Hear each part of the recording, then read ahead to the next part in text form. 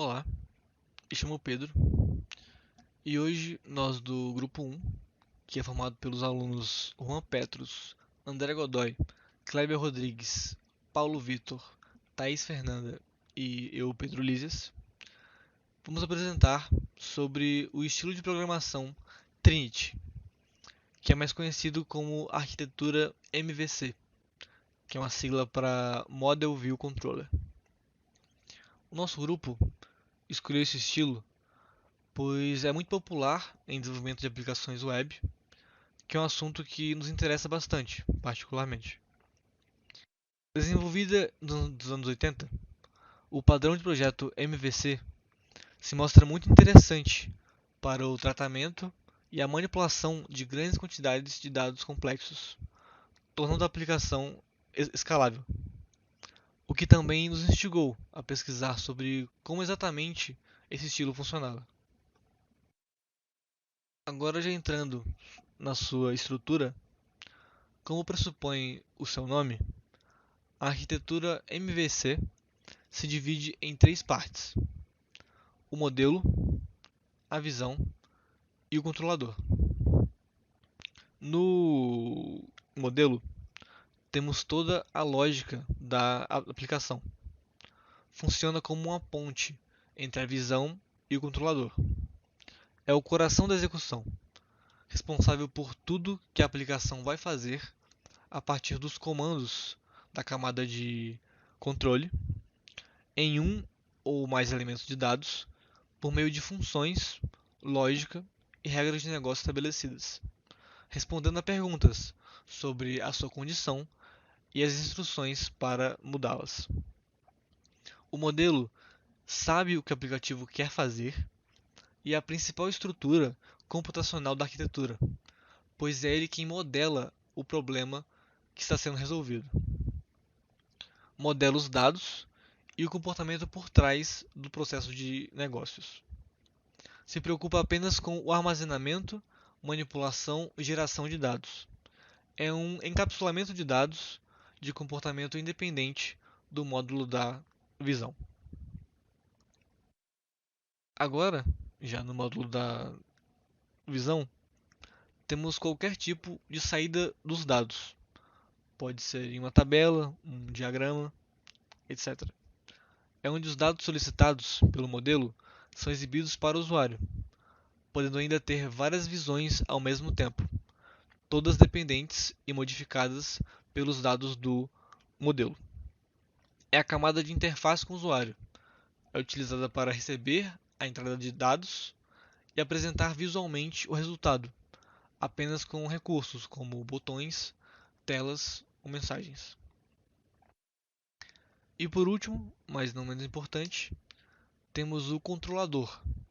Nele é feita a mediação da entrada e a saída, os comandos dados pelo usuário pela visão e a resposta dada pelo modelo, controlando a visão e o modelo para serem alterados da forma correta de acordo com os comandos dados pelo usuário. Nessa arquitetura, nenhum dos módulos se sobrepõe ao outro. Cada um possui um papel muito bem definido e separado. Agora, nosso colega Paulo irá falar sobre as vantagens e desvantagens do uso do estilo Trinity. Bom dia, boa tarde, boa noite. Eu me chamo Paulo. Irei falar um pouco sobre alguns contras do modelo Trinity e também alguns prós, que são os benefícios.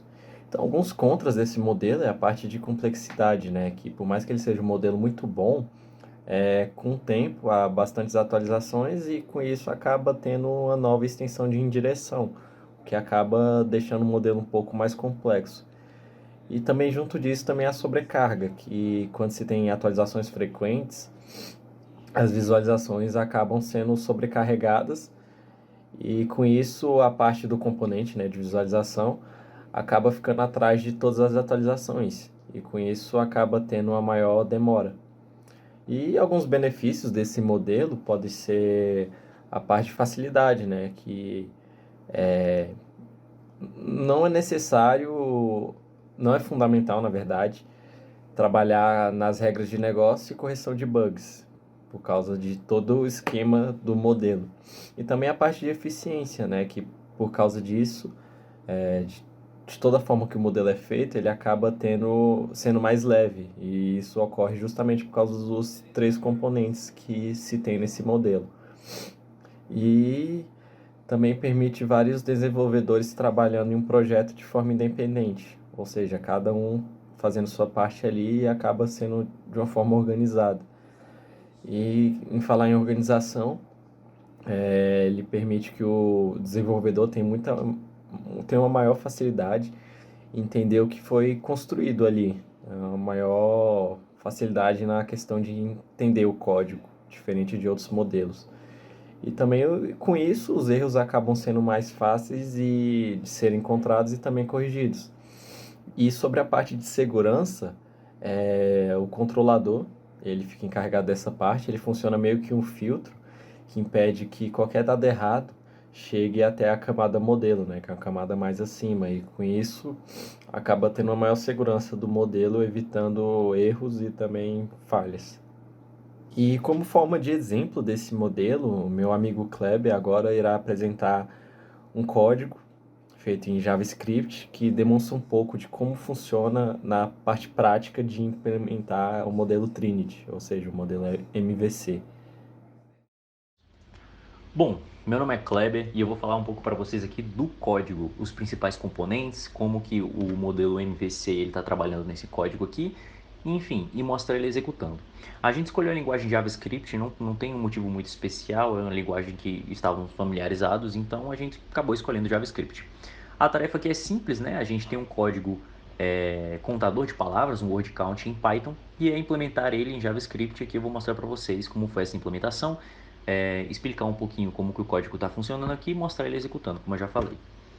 Bom, dando uma passada rápida, aqui ele é composto por três classes, né, implementando o modelo MVC, então a classe Model, a classe View e a classe Controller. É bem divididinho as funções, né, esse é o objetivo do MVC, não deixar nenhum componente sobrecarregar com o trabalho de outro, enfim, acabar sobrepondo esses papéis.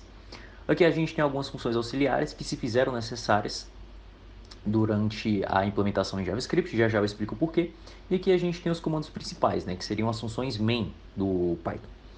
Bom, primeiramente aqui na classe Model, a classe maior daqui do nosso programa, aqui a gente tem a definição de duas estruturas de dados, né? A gente tem um map, que seria equivalente a um dicionário em Python, onde ele vai mapear a palavra para a frequência dela, como nesse exemplo aqui que eu coloquei. Aqui a gente tem um array, né? Ele vai definir de fato um array com as stop words. O que são as stop words aqui? Vamos já entender como é que o programa quer funcionar.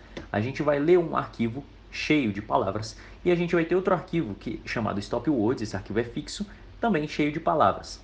Essas stop words, o que a gente quer? A gente quer pegar o nosso arquivo principal e a gente quer contar a frequência de todas as palavras que não sejam essas stop words, certo? Então todas as palavras, com exceções dessas, a gente quer contar a frequência delas.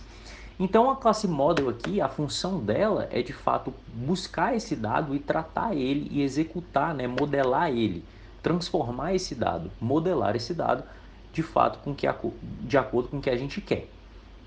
Então aqui a gente vai pegar esse arquivo stop words, a gente vai tratar ele, vai tirar caracteres especiais e vai colocar ele em um array, vai estruturar ele. E aí entra a primeira função auxiliar que a gente precisou, que foi essa read file. O JavaScript, ele inicialmente, quando ele foi desenvolvido, ele não foi uma linguagem para ser back-end, né? Ele foi uma linguagem para ser rodado no browser, na internet. Então, ele não é preparado de maneira simples, ó, aqui a prévia já do que eu estava fazendo. Ele não é preparado já de maneira simples para poder receber inputs no console como outras linguagens, como Python, como C, C++, etc. Então, para você poder receber inputs, você tem que ter um temperinho a mais aqui, na verdade bem grande. Ele tem a questão de assincronidade, né? O JavaScript, o Node, que é o que a gente usa para poder rodar o JavaScript aqui localmente, ele tem uma maneira assíncrona de trabalhar, que é bem interessante, então não é tão trivial. Então aqui ele vai ler o nosso arquivo, né? Vai tratar ele, como eu já falei. Ele vai procurar aqui só palavras que têm 2 ou mais letras, né? Não queremos pegar artigos e etc. para não poder poluir. Ele vai limpar o nosso dicionário. Isso aqui é importante porque a gente vai entrar num loop de arquivos, digitando um arquivo após o outro. Então é importante que esse dicionário de frequência ele limpe a cada loop. E aqui a gente vai contar as frequências das palavras que não estejam no stop words, né? De fato, fazer o que a gente quer fazer, executar, né? Caso esse arquivo que eu passe aqui não exista, né? Ele não consiga ler esse arquivo, vai tomar um file not found aqui e vai executar o arquivo anterior. A nossa classe view é o que vai fornecer a interface dos dados. Então no model eu vou modelar os dados, eu vou tratar, eu vou estruturar eles, eu vou mexer neles do jeito que eu quero, né?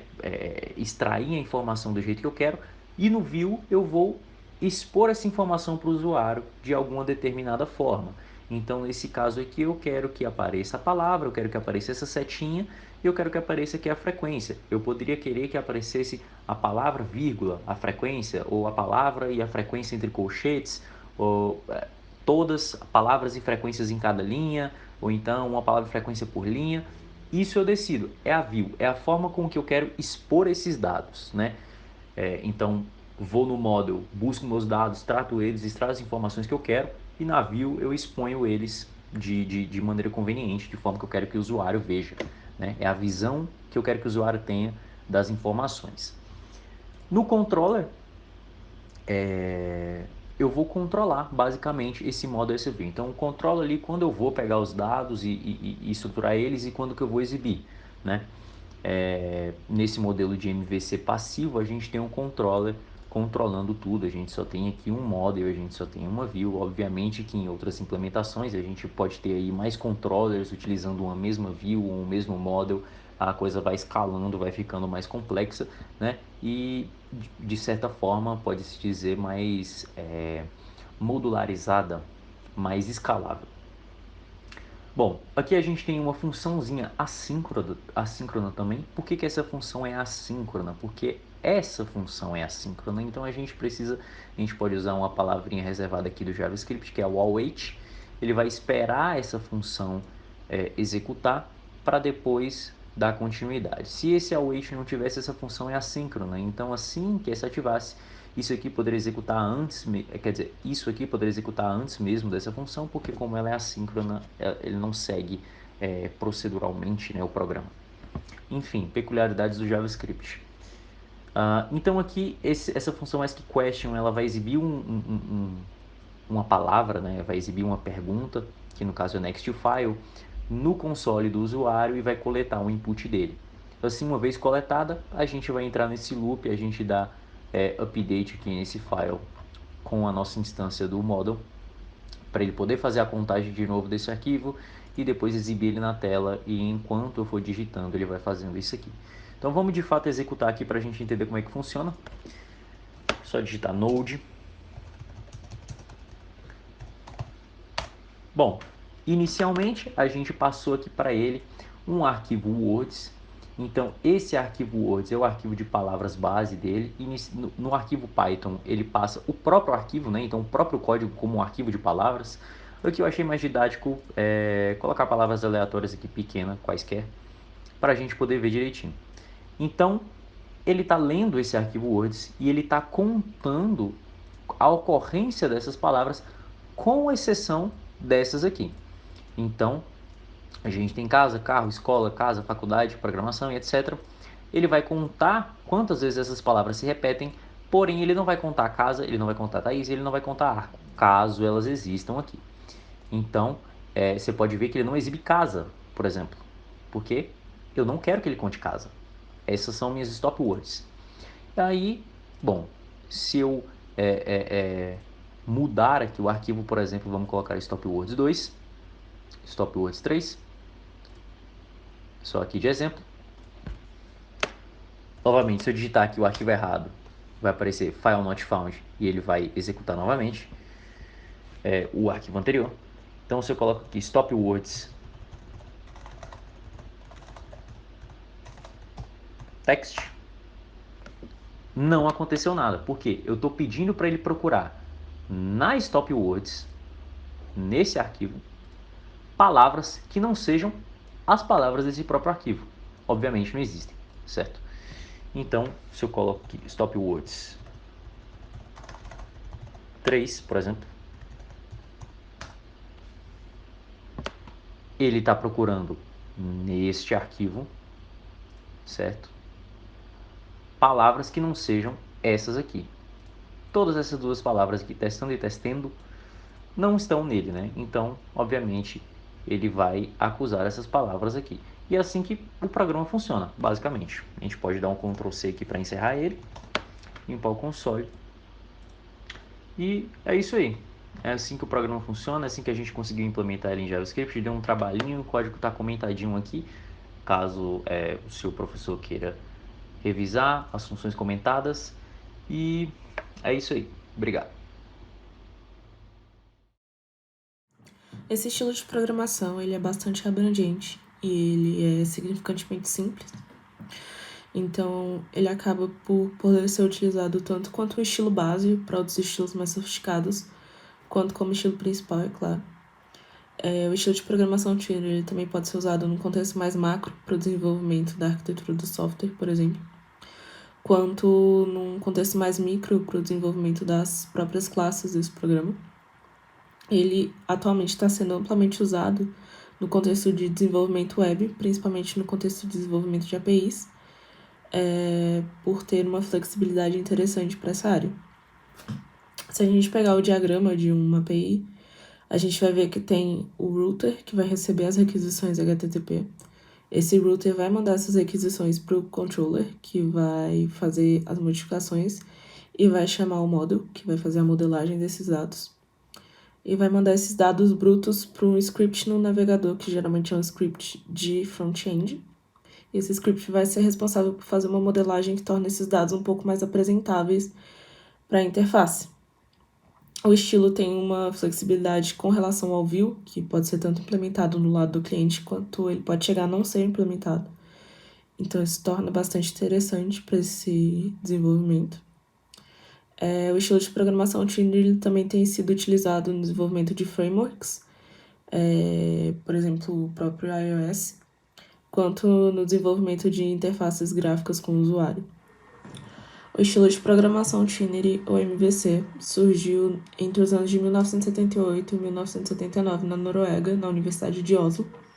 Ele foi idealizado pelo professor e cientista da computação chamado Trygve. Esse estilo de programação surgiu no mesmo contexto do surgimento das interfaces de interação com o usuário, então ele é um estilo de programação interessante para fazer esse tipo de desenvolvimento. Ele também surgiu no contexto do surgimento da linguagem de programação chamada Smalltalk, que é uma linguagem de programação orientada a objetos. O primeiro relatório que a gente tem da utilização do estilo de programação Trinity foi no centro de pesquisa chamado Xerox, que fica em Palo Alto, que é o mesmo centro de pesquisa que foi desenvolvida a linguagem de programação Smalltalk. Então a gente consegue ver aí o contexto e que o estilo de programação foi forjado.